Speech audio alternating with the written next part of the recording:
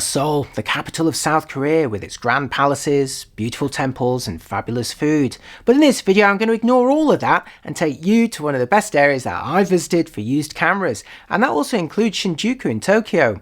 Please also accept my apologies in advance for inevitable mispronunciations. Right, let's go. So when in Seoul, head to Namdaemun Market, packed with all manner of tempting tourist treats, but aim for the top and Namdaemun row, where you'll find a row of camera shops all right next to each other. You can see a few of them starred on my map here, packed between Seungnimun Gate on the left and the first main road that heads down into the heart of the market. I'm going to start on the left side at Hyosung camera and adjust my frame rate to avoid any more flickering lights. Sorry about that. Already in the window, loads of interesting medium formats and panoramics, along with some classic film SLRs and, ooh, what's that? A collection of original Rolly 35s, including a golden 35S. I love these tiny 35mm compacts, and I'd much sooner master the manual focusing on an original model rather than spending over double on the recent tribute version with autofocus. But how about you? Next up, who could walk past a shop named Good Camera? Well, I did this time, as it was mostly new DSLRs in the window and I wanted to look at something older. Or how about this one, packing their window with super telephoto lenses? I hope they've got effective shutters at night. Next, moving on to Kango, one of my favourite shops here, and not just because they spoke great English. Inside you'll find a tidy layout packed with film classics, including two rivals here, the Canon F1 and Nikon F3. Let's take a closer look at them both. Which is your favourite? Regular viewers will know I've long been after a good looking F3, and had I not been packing so light, this one may have joined me on the way home. It's not only photo gear around here though, so be sure to stop for a nice coffee break before moving on to I Love Camera, packing their window with delights from Canon and Nikon.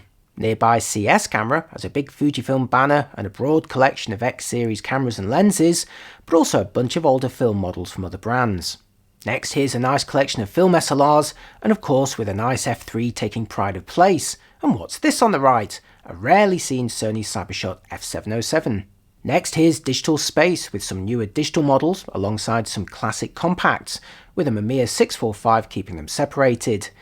Inside are a solid collection of film SLRs including a Pentax MX, some F3s and F1s, and of course some classic Nikkor lenses. Gotta catch them all. Now I'd begun to notice some popular vintage digicams, so wanted to see how much they cost. Here's a Canon PowerShot in good condition, but costing 150,000 won. That works out about £85 or $100 US, which is about what they go for on eBay, but that's still too much money in my personal view. But what about this Sony Cybershot U20 for 350,000 won? It's a lovely little 2 megapixel camera, but that price works out at about £200 or $250 US. While this Canon PowerShot G15 was asking for 400,000 won, which works out at £225 or $300. Now again, those are standard prices for eBay, but they're still way overpriced in my view, having tested all of them back when they first came out. Next door to Digital Space was Hopson Camera, another of my favourites on this street. I mean, how could it not be with all those lovely F3s in the window, including some titaniums? But wait, what's that? A Nikon 28 Ti with a 35 Ti behind it? Let's take a closer look. These are legendary 35mm compacts, beloved for their beautifully analog exposure displays on the top.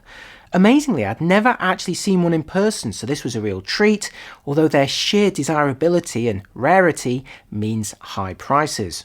The manager made me a handwritten offer of 1 million won for the 35 Ti, that's about £560 or $750, or 1.75 million for the 28 Ti, which works out at about £980 or $1,300 US. Now, I love these two cameras, but that is way too rich for my blood. So wrapping up, another fun store was Yesica, a chaotic treasure trove of unusual models in various condition piled up to sift through. Now the owner was really friendly but asked me not to film inside, so I'm respecting his wishes. Well worth a visit though. At this point I'd run out of time, but Carrot Camera here is also worth a look. Overall, I was really impressed by the used camera scene in Seoul, and while the prices were in line with the global market meant that you're unlikely to find many bargains, what they did have compared to, say, Japan and other regions was plenty of stock, along with some really interesting models that I've rarely seen elsewhere. So I'd say it's definitely worth checking out if you're visiting Seoul. Thanks for watching. Let me know in the comments which are your favourite used camera stores wherever they are in the world, and if there's an elusive model that you've been chasing for a while, how much would you be willing to pay for it? Right, I'll see you next time. Bye bye.